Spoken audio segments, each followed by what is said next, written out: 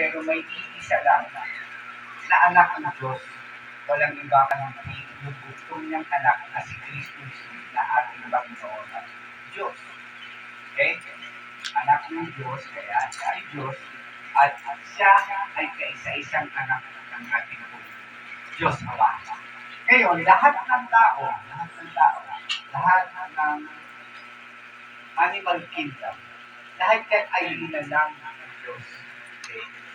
Sa lahat ng hinalang ng ating Panginoon, halaman, isda, yung mga ibon, yung mga iba't ibang klaseng hayop na lalakad, ay hinalang yan ng Panginoon. Pero ang the best na hinalang ng Panginoon ay ang tao. Bakit?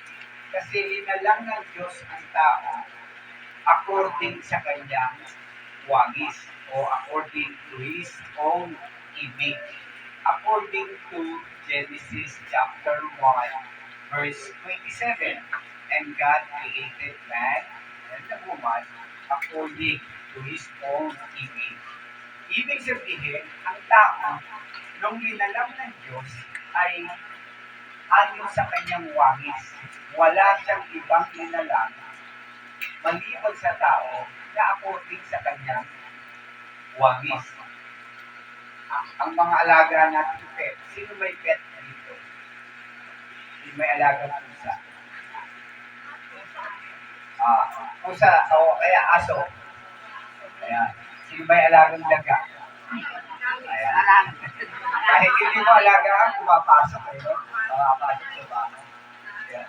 So kung papansinin ninyo, yung mga yan, yung mga animal kingdom, hinalang